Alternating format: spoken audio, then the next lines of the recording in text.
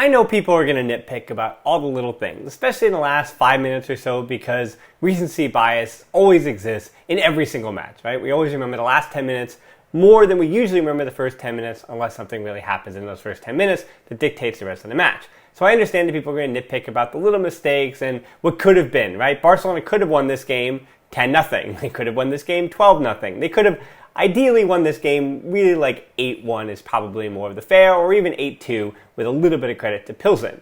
That said, Barcelona at home in the Champions League went out, made a statement, and dominated a team that they have to and they're supposed to dominate at home in the group stage. So let's break it down. Barcelona's 5-1 victory over Viktoria, Plzeň in the Champions League group stage. One is some rotation. I talked about it on the podcast yesterday that I was wondering how many changes we would see, and Rafa and I kind of get into it. Shout out to Rafa, I know you're watching, about how many changes would actually be happening and to what extent were those changes, right? Christensen, Alba, Roberto, who actually was wearing the captain's armband based on the time he's been in the squad, not necessarily with Alba and the number of games he's played for Barcelona, as well as Ansu getting a start, Kessié and De Jong stepping in the midfield, and Busquets, gasp, he got a 90 full minutes of rest today. Can you possibly believe it that Busquets didn't have to play in this game at all? I know Xavi was thinking about it, but yeah, that's 6 changes to Xavi's, we'll say Gala 11, or the regular formation we keep seeing, with Araujo and Eric Garcia getting the full rest as well. And we even saw changes to that group for the second half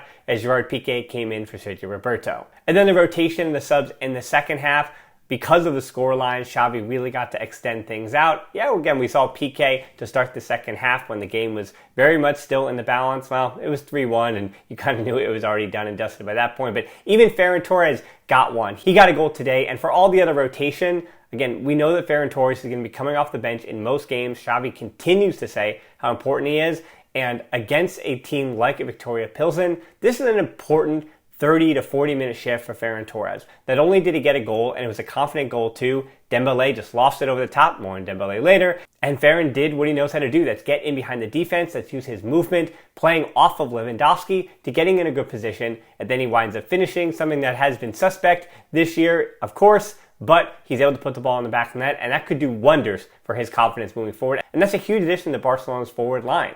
When we saw Karim Benzema get hurt yesterday in the Champions League, people were questioning if Real Madrid's forwards have enough depth. But for Barcelona, they have six legitimate forwards if Ferran Torres can get into even some semblance of form like I talked about on yesterday's podcast. Between Lewandowski, Dembele, Rafinha, who also didn't have to play in this game, Ansu, Memphis, and Ferran Torres, there is no deeper 6-forward strike force in all of European football. The little notes of rotation late, Memphis, who has redefined his commitment to the club as our summer move fell through, and Gabi came on. Don't know necessarily why Gabi came on, but waiting for Pablo Torre. Finally, he got his debut in the Barcelona first team, the official first team debut with 10 minutes left to spare. Put in a little bit of a defensive shift, was working hard when Barcelona were, they'd kind of given up. Alba, Piqué, you could see that they were already thinking about sitting back down on that sideline. So Pablo Torre is kind of running his legs off in the last 10 minutes of the game to show that he's got some fight and desire in front of that home crowd. And they gave that double applause as he came on the field for his debut, and Kessié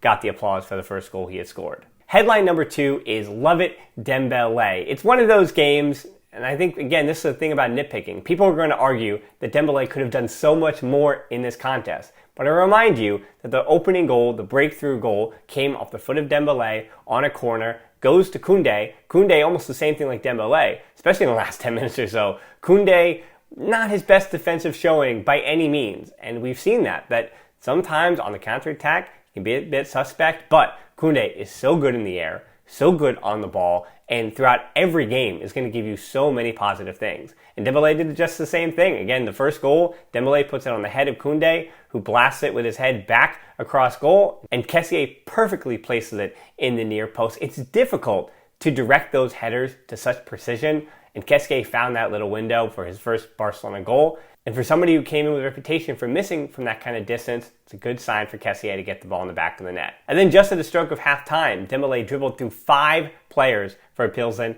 almost scores, but Barca keep it in Plzeň's end. But when the visitors couldn't or didn't clear their lines, Dembele comes sliding in to win it back. No one comes to him, and he has a million years to find Lewandowski at the back post for the diving header. And, that's just kind of the romanticism of football, that for all the trickery and for all the technical ability that players that are capable of those skills do, I think the thing that always really fires up a home crowd is when they see a player like that who's known just for their skill and not for their work rate, showcasing that they want it just as much as anybody else on the field. Work rate be darned. And Dembele did that with that sliding tackle. For the assist that he picked up in this contest, that tackle was the thing that's going to define this game for him. And then when Plzeň's formation was starting to break down, Dembele just cutting relentlessly in and in and in and in and in. And Dembele is a reminder too that Rafinha, he's going to give you something. Ansu is still working his way back, and the other forwards I talked about. But if this is consistently Dembele against teams that they should beat in a low block, just the difference at having Lewandowski next to him, I think that kind of sets up headline 3, so let's do that one. Headline 3 is obviously Lewandowski's hat trick. It won't be his last in a Barcelona uniform. I can pretty much guarantee that. Well, at least because Barcelona do play Viktoria Plzeň again later in the season, so it might not even be Lewandowski's only Champions League hat trick this year. Lewandowski kind of did what I promised you he would do, right? Lewandowski doesn't lose these matches, and he was a difference in this game. Without Lionel Messi, that is why Barcelona dropped from the Champions League to the Europa League, because for so many years, Barcelona had one figure, one player, especially after Luis Suarez wasn't scoring on the road in Champions League anymore. They had just Messi to put the ball in the back of the net and get them through. And Lewandowski, doesn't matter how many guys you want to put between him and the goal, he will find that space, he will connect on that ball, and he will score those goals.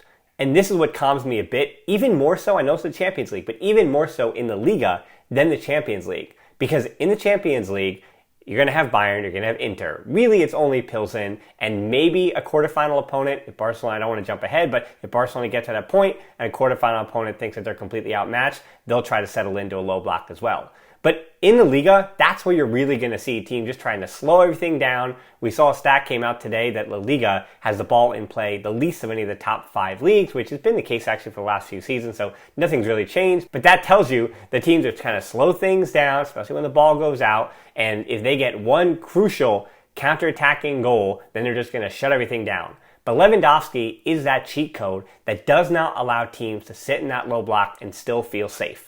And this game opens up because he scores that second goal. Remember, it was 2-1 at one point, but it was also 2-0 when he scored the second. And that came from Pedri winning the ball back on an errant pass from Koundé. Pedri picks it up, gives it to Roberto, whose positioning was pretty fantastic in this game moving forward, especially in that first half, cutting in, doing the things that Roberto knows how to do at a pretty decent level, feeds Lewandowski, and Lewandowski just did the rest. I didn't think there was much of a shooting angle, but again, Lewandowski found it. That's what the Polish striker does. For him, it's his 6th Champions League hat trick. As I said, I don't think it might be his last in the Champions League, but definitely won't be his last for Barcelona. And then the hat trick he gets on just a long shot. Dembele was wearing them down just prior to the goal, but it just seems so easy for Barca. Alba up to Ferran Torres, who I already praised before, lays it off for the Polish striker, and again, that's a bright sign too. The fact that Ferran and Ansu and Dembele, those partnerships are starting to work. And for those players, especially Ansu and Ferran, who are still U23 players, right, it's going to take them a little bit of time to get used to playing with a typical number 9, because both of them have occupied that space, especially last spring for Xavi. So Lewandowski is just this immovable force up top, and they've got to learn to play off him. And so this assist from Ferran Torres, I know Plzeň had again basically waved the white flag at that point. I'm still optimistic about that look. But again, Lewandowski did the rest of it, did not even in a second touch to get his hat trick. He knew he was getting 3 goals tonight, and the Polish striker does it. That's really the headline. I really only needed 3 headlines there. That kind of ends it, but I've got 2 more for you.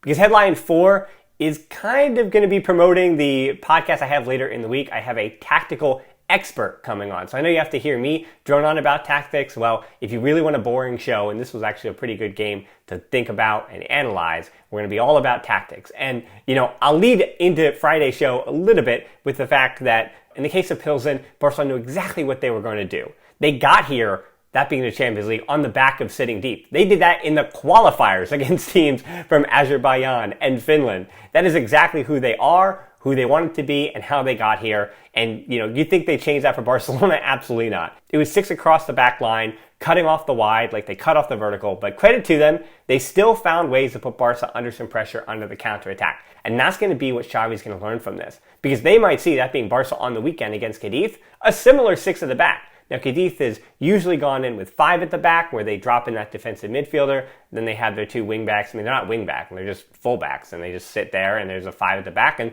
sometimes they do pull the 6th player back as well. But again, for Cadiz, it's going to be very similar to today. Can you break them down? So far, teams have. And then for Barcelona, they've got Bayern Munich right after that. So this game certainly can be used to learn some things about how to not get caught on the counterattack. Okay, because even though Plzeň's counters were coming from a low block, then they were peeling out, they were getting that long ball forward, Bayern's not going to do that. They can play through you, play a counterattack out to their wings, and basically mirror Barcelona's counterattacks with Dembele and Rafinha. And so I think there are some lessons to be learned from this match in terms of how Barcelona are going to try to shut out those counterattacks. That said, I'm not too worried about it. I'm not going crazy because Araujo wasn't in this game. I mean, Eric Garcia wasn't either. That's a little bit tongue-in-cheek there for Eric Garcia on the counterattack. But with Ron Araujo back to cut out counterattacks, I'm half as worried as I was from the negative things that we saw in this game. Because that does lead us into headline 5, and that is a little blame for everybody. Yeah, Barcelona didn't play perfect, and even that goal that was scored, there's plenty of blame to go around for everybody. You know, actually, the first half certainly had its moments, and Barcelona had VAR to thank for this game not being very, very complicated. Christensen could have had a red card. Plzeň could have had a penalty. Instead, thanks to VAR, the red went back in the pocket and a yellow came out for Mosquera, who clearly got Christensen in the face. And then the goal for Plzeň, Barcelona, I think as a unit, as a whole, I'm not actually pinning it on one player. And I know social media will find the players they don't like, and they're going to pin it on those players. But I think this is a group effort in that goal for Plzeň. Long shot, Koundé blocks it, was slow to get up. Alba had 2 to contend with at that point. Kessié missed the ball at the near post, and Ter Stegen was out of position because he thought he'd get to the deflection. Everybody, as I said, gets a little bit of blame on that goal, and for me, it's one of those that I totally forget about. It happens. Balls bounce in certain ways, and it did bounce in a weird way off of Koundé to set up Plzeň for a second attempt. Again, Ter Stegen made the wrong decision, didn't get back in time.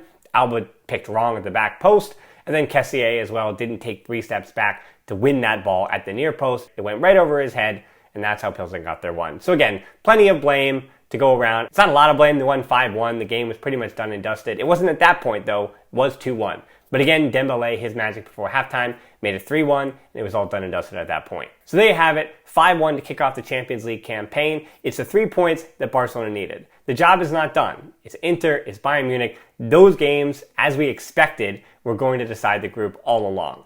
And as expected, Bayern Munich, 2-0 win against Inter at the San Siro to open up their Champions League campaign.